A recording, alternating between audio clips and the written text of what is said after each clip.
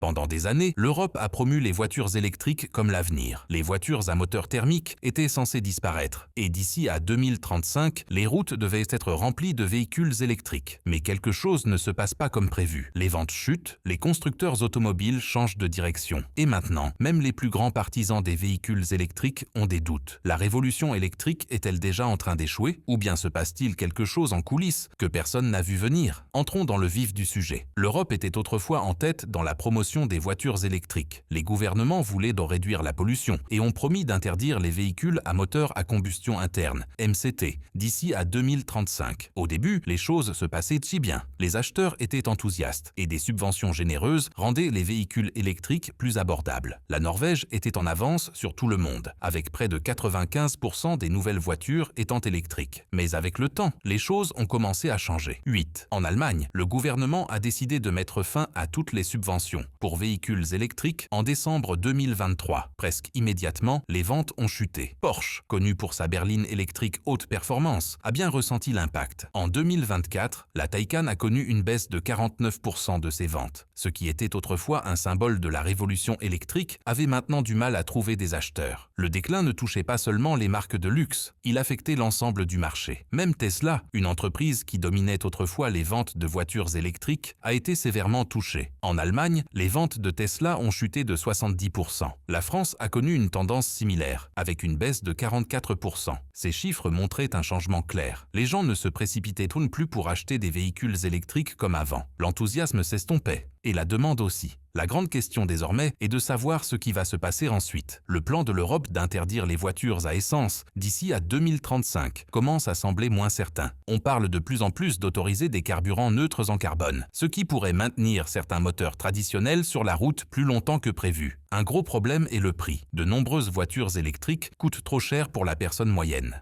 La Porsche Taycan coûte 107 000 €. La BMW i7 est encore plus chère à 116 000 €. Même la petite Fiat 500 électrique coûte près de 35 000 €, soit le double du prix de la version essence. Pour la plupart des gens, cela rend les véhicules électriques difficiles à s'offrir. Le coût n'est pas le seul problème. Le soutien gouvernemental disparaît également. En Allemagne, les subventions pour véhicules électriques ont pris fin en décembre 2023 et les ventes ont chuté rapidement. Avant cela, les acheteurs pouvaient obtenir jusqu'à 6 000 € pour aider à couvrir le coût d'une nouvelle voiture électrique. Sans cet argent, beaucoup de gens ont décidé que cela n'en valait pas la peine. La même chose se produit dans d'autres pays. Lorsque les gouvernements réduisent les incitations, moins de personnes sont disposées à faire le changement. Même ceux qui peuvent se permettre un véhicule électrique ont encore des préoccupations. L'une des plus grandes est l'anxiété liée à l'autonomie. De nombreuses nouvelles voitures électriques peuvent parcourir plus de 500 km avec une seule charge. Mais les gens s'inquiètent toujours de manquer d'énergie avant d'atteindre une borne de recharge. Le Royaume-Uni dispose de plus de 95 000 chargeurs publics, mais cela ne semble pas toujours suffisant. Le problème est pire dans les zones rurales, où les stations sont plus difficiles à trouver. Tant que la recharge ne sera pas aussi facile que de faire le plein d'essence, certains conducteurs ne prendront pas le risque.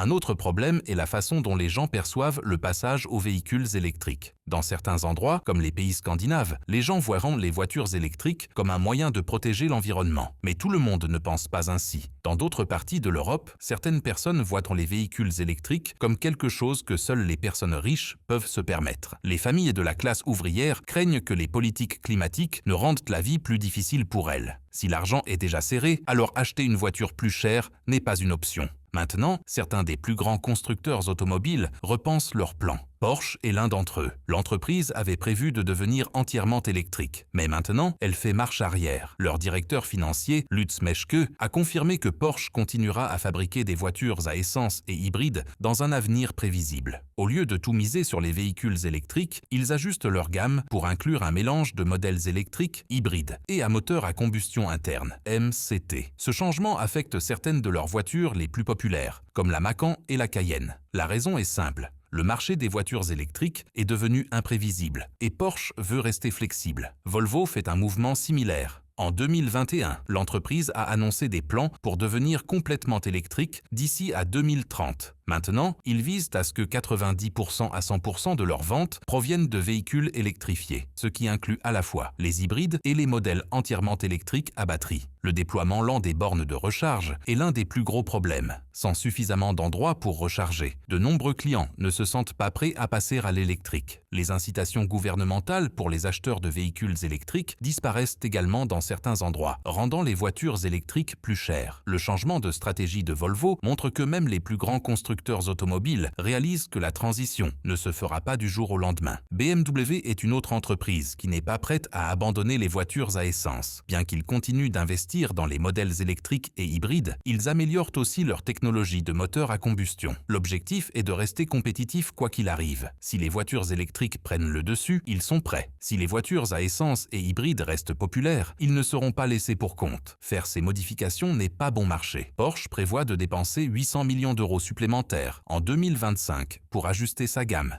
C'est un énorme investissement et cela réduira probablement leurs bénéfices à court terme. Mais à long terme, ce pourrait être la bonne décision. L'avenir des voitures n'est pas aussi clair qu'il semblait l'être autrefois et les constructeurs automobiles font tout ce qu'il faut pour rester en tête. Les voitures électriques chinoises changent la donne en Europe. Certains modèles coûtent aussi peu que 33 000 €, ce qui les rend beaucoup moins chers que la plupart des marques européennes. Pendant des années, les constructeurs automobiles européens ont dominé l'industrie avec leur technologie avancée et leur ingénierie de haute qualité. Maintenant, ils ont du mal à être compétitifs. Les acheteurs qui avaient autrefois des options limitées se tournent vers les véhicules électriques chinois parce qu'ils offrent de bonnes performances à un prix inférieur. Ce changement crée de sérieuses préoccupations. Les entreprises européennes ont construit leur réputation sur le luxe et l'innovation, mais cela s'accompagne d'un prix plus élevé. Les constructeurs automobiles chinois les sous-cotent, ce qui accentue la difficulté pour les marques européennes de justifier leurs coûts. La concurrence est particulièrement rude dans le segment du luxe où les véhicules électriques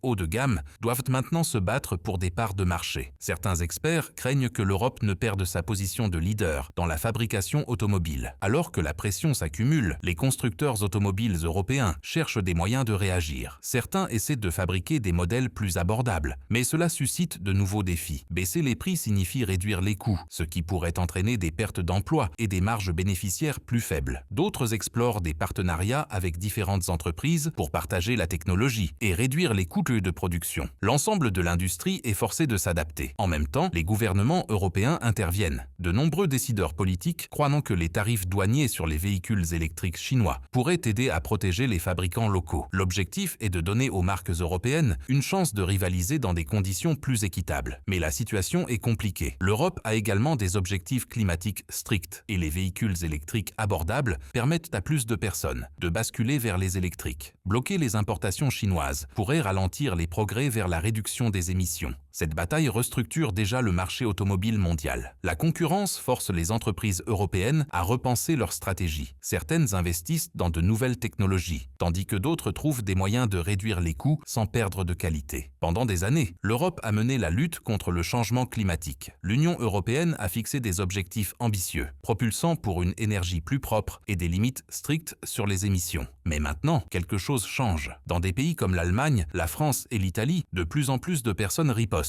Les mouvements populistes gagnent du terrain et l'une de leurs plus grandes cibles est la politique climatique. Ils disent que ces règles nuisent aux travailleurs ordinaires et rendent la vie plus chère. Pour de nombreuses familles, ce message commence à avoir du sens. Ce n'est pas seulement une question de politique, c'est une question d'emploi, d'argent et d'avenir. Une grande préoccupation est le plan de l'Union européenne d'interdire les nouvelles voitures à moteur à combustion d'ici à 2035. Lorsque la loi a été adoptée en 2023, elle a été considérée comme une étape majeure vers la réduction de la pollution. Mais tout le monde n'était pas d'accord. L'Allemagne, l'Italie et la Pologne ont commencé à riposter, affirmant que l'interdiction provoquerait des dommages dans l'industrie automobile. Ils ont fait valoir que toutes les alternatives n'étaient pas prises en compte. Certains constructeurs automobiles ont également pris la parole, exprimant que le passage aux véhicules électriques allait trop vite. Ils voulaient plus de flexibilité, comme permettre les carburants électroniques ou les biocarburants, au lieu d'une interdiction pure et simple. La pression a augmenté et en 2024, la Commission européenne a annoncé un réexamen anticipé de la loi. Cela a donné aux opposants une chance d'exiger des changements. Les politiciens de droite, en particulier au sein du Parti populaire européen, ont commencé à travailler pour affaiblir ou même inverser l'interdiction. Ils ont démontré que l'économie de l'Europe était en difficulté et que l'accent devrait être mis sur la reprise, pas davantage de restrictions. Pour les travailleurs des industries à forte intensité de carbone, la lutte autour de cette loi ne concernait pas seulement le climat, mais aussi leurs moyens de subsistance. Et c'est là le véritable problème. Les gens sont inquiets. Certains craignent de perdre leurs emplois dans des industries qui existent depuis des générations. D'autres s'inquiètent du coût du passage à la technologie verte. Le prix des voitures électriques est encore élevé et de nombreuses familles ne peuvent pas se les permettre. Dans les zones rurales où les transports publics sont limités, une voiture est une nécessité. Si les voitures traditionnelles sont éliminées progressivement assez vite, les gens auront l'impression qu'ils seront laissés pour compte. Ces préoccupations ne viennent pas seulement des groupes populistes. Même certains électeurs traditionnels commencent à se demander si l'approche de l'Union européenne est réaliste. Les dirigeants à Bruxelles savent qu'ils ont un problème. Le pacte vert pour l'Europe vise à rendre l'Europe neutre sur le plan climatique d'ici à 2050. Mais la résistance augmente. Maintenant, ils doivent trouver un moyen d'aller de l'avant sans laisser les travailleurs derrière. L'Union européenne investit des milliards dans les industries affectées par la transition, en particulier le secteur automobile. Mais les critiques disent que ce n'est pas suffisant. Ils soutiennent que l'aide financière ne résoudra pas tout. Si les gens perdent des emplois plus rapidement que de nouveaux ne sont créés, la frustration ne fera que croître. De grands changements arrivent dans l'industrie automobile et l'une des premières choses que les gens remarqueront est la baisse des prix des voitures à moteur thermique. Avec des règles plus strictes en cours de route, les entreprises automobiles essaient de liquider leurs stocks avant que les interdictions n'entrent en vigueur. Pour ce faire, elles offriront de grosses réductions. Pour quelqu'un qui cherche à acheter une voiture en 2025 ou 2026, cela pourrait sembler être le moment parfait pour obtenir une bonne affaire. Mais il y a une raison qui vous emmènerait à réfléchir à deux fois. Acheter une voiture à essence maintenant pourrait entraîner des coûts plus élevés plus tard. Les prix du carburant augmentent déjà et de nouvelles taxes sur les émissions rendront la conduite de ces voitures plus chères. Certaines villes d'Europe prévoient des restrictions qui pourraient limiter où et quand les voitures à moteur thermique peuvent être utilisées. Une voiture bon marché aujourd'hui pourrait se transformer en un problème coûteux dans quelques années seulement. C'est pourquoi de plus en plus de personnes se tournent vers les hybrides. Ces voitures utilisent à la fois l'essence et l'électricité, ce qui en fait un choix plus sûr pour les conducteurs qui ne veulent pas s'inquiéter des bornes de recharge. Les ventes d'hybrides ont augmenté rapidement et il y a une bonne raison à cela. Contrairement aux voitures entièrement électriques, les hybrides ne sont pas accompagnés d'anxiété liée à l'autonomie et ils conservent mieux leur valeur au fil du temps. De nombreux experts croient que les hybrides seront la meilleure option pour les acheteurs à la fin des années 2020, alors que le monde s'éloigne des moteurs traditionnels. Mais la grande question est de savoir ce qui se passe si la transition vers les voitures électriques ralentit. À l'heure actuelle, le transport est l'une des plus grandes sources de pollution en Europe. L'Union européenne a fixé des objectifs stricts pour réduire les émissions, visant la neutralité carbone d'ici à 2050. Si ces objectifs sont retardés, les niveaux de pollution resteront élevés et les entreprises automobiles en Europe pourraient perdre leur avantage concurrentiel. Pendant ce temps, la Chine avance, élargissant son marché des véhicules électriques à une vitesse incroyable. D'ici à 2030, les déplacements personnels devraient augmenter de 23%, atteignant près de 5,88 milliards de kilomètres. En même temps, le nombre total de voitures pourrait passer de 280 millions à 200 millions. Plus de personnes partageront des véhicules au lieu de les posséder. La technologie de conduite autonome jouera également un rôle plus important. L'Union européenne veut au moins 30 millions de véhicules à zéro émission sur les routes d'ici à 2030, poussant l'industrie vers un transport plus propre. Pendant des décennies, les constructeurs automobiles européens ont été des leaders, mais maintenant, ils font face à une concurrence rude de la Chine et des États-Unis. Pour rester en tête, ils doivent améliorer rapidement la technologie des véhicules électriques. La performance des batteries est l'un des plus grands défis. À l'heure actuelle, de nombreux conducteurs s'inquiètent des temps de recharge et de l'autonomie de conduite, mais de nouvelles technologies pourraient y changer cela. Les batteries à anode de silicium stockeront plus d'énergie et se rechargeront plus rapidement. Les batteries à état solide pourraient permettre aux voitures de parcourir plus de 1000 km avec une seule charge. Si ces avancées se produisent bientôt, plus de personnes pourraient passer aux voitures électriques. Les voitures autonomes joueront également un rôle important dans l'avenir. Dans les villes, elles peuvent aider à réduire le trafic et rendre le transport plus efficace. Étant donné que les voitures électriques et la technologie de conduite autonome fonctionnent bien ensemble, leur croissance ira probablement de pair. Mais même avec ces améliorations, l'Europe ne peut pas compter uniquement sur les voitures électriques. Et avant de partir, saviez-vous que le WD-40 peut vous faire économiser des milliers d'euros en réparations automobiles? Consultez cette vidéo pour apprendre comment.